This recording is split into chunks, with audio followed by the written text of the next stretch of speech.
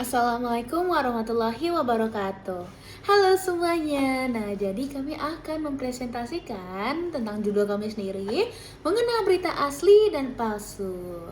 Nah, jadi tujuan dari presentasi ini apa sih? Nah, jadi itu kami akan menjelaskan kepada kalian semua agar bisa memilah berita mana sih yang harusnya diserap dan mana yang tidak.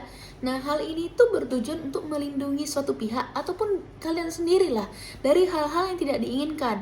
Ya, baik itu dari segi sosial, kesehatan, ataupun keselamatan kalian.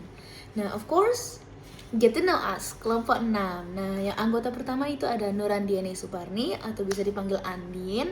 Yang kedua itu ada Rahmatua Bastanta Siregar atau bisa dipanggil Bastanta. Dan yang ketiga ada Maharani Fatiha, itu saya sendiri bisa dipanggil Hani. Dan yang keempat itu ada Faris Susandra atau bisa dipanggil Faris. Nah, apa sih itu berita? Nah, berita itu sendiri adalah laporan tentang suatu peristiwa atau informasi yang benar-benar terjadi dan disampaikan kepada masyarakat melalui berbagai macam media, baik itu media cetak, elektronik, ataupun online. Nah, manfaatnya apa? Untuk memberi pengetahuan kepada atau wawasan kepada pembaca atau pemirsa. Nah, selanjutnya itu akan dijelaskan oleh teman saya sendiri yang bernama Andin. Ciri utama berita. 1. Faktual, yaitu berdasarkan kenyataan. Informasi tersebut bisa kita buktikan menggunakan data, angka, waktu, dan lain-lain. Yang kedua, aktual, peristiwa baru. Cepat disampaikan ke publik, berita relevan dengan kondisi terkini masyarakat dengan menggunakan kata-kata petunjuk. Yang ketiga, objektif, tidak memihak dan sesuai data. Disajikan apa adanya tanpa menambah pendapat dari wartawan, menggunakan bahasa netral, tidak emosional, dan tidak menonjolkan satu pihak, tapi memberi ruang kepada pihak yang terlibat. Yang pertama, berita asli. Berita asli adalah informasi atau laporan yang berdasarkan fakta nyata, disampaikan oleh sumber yang jelas dan dapat dipercaya.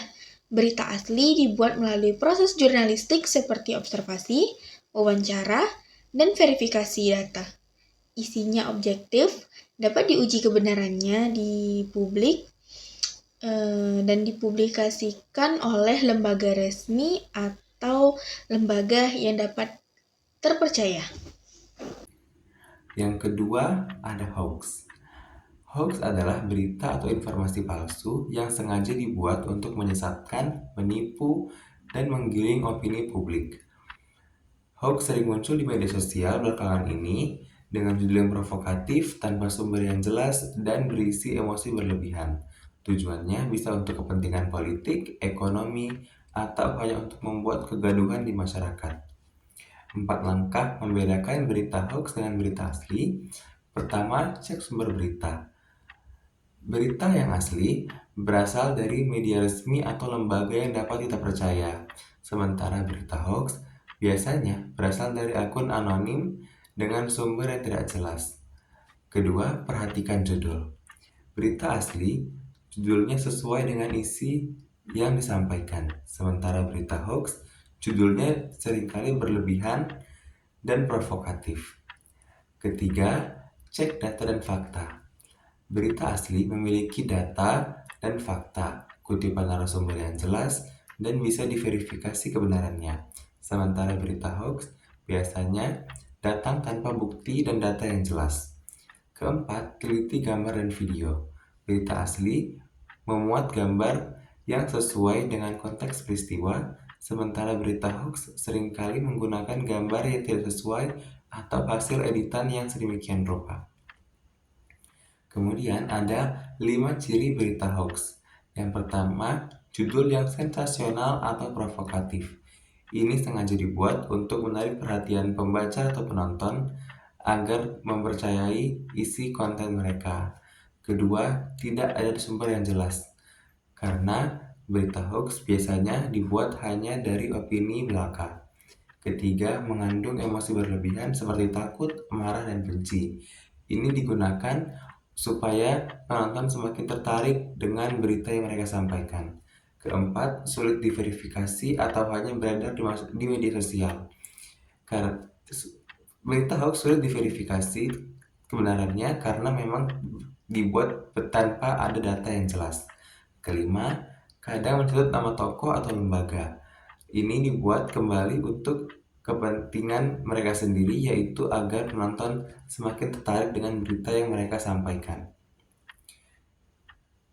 Kemudian, dampak hoax, yaitu yang pertama membingungkan masyarakat, karena masyarakat jadi tidak tahu mana berita yang benar dan mana berita yang palsu.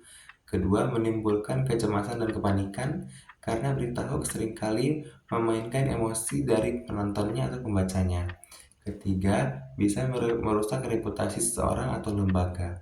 Biasanya berita hoax menggunakan nama orang atau lembaga untuk merusak citra mereka. Dan keempat, memicu perpecahan dan konflik sosial.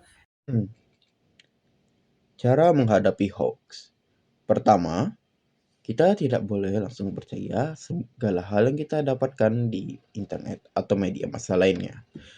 Kita harus mencari tahu sumber dari berita tersebut dan melihat apakah sumber itu dapat dipercaya atau bahwa kalau sumber itu sudah memiliki sejarah menyebarkan hoax, sehingga kita bisa dapat lebih yakin tentang berita yang kita dapatkan. Kedua adalah jangan langsung share.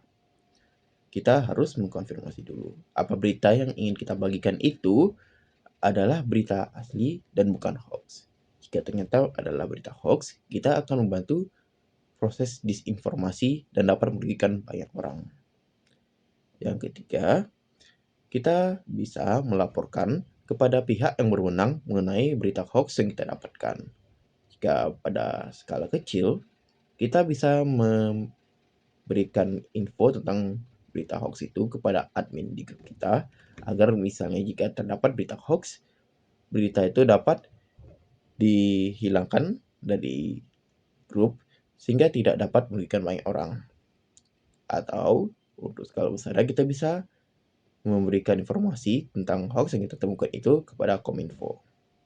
Dan yang terakhir adalah kita harus mengedukasi orang-orang di sekitar kita, sehingga mereka tidak menjadi korban hoax dan disinformasi dapat diminimalisir. Berikut ini adalah video contoh kasus penyebaran hoax yang biasa dialami di zaman sekarang. Siapa saja dari kalian yang mau melunasi utang piutang dan belum memiliki biaya untuk melunasinya, segera hubungi saya, pasti saya bantu. Baiklah, sekian dari saya dan kelompok saya. Mohon maaf jika ada kesalahan atau kekurangan. Terima kasih telah menonton.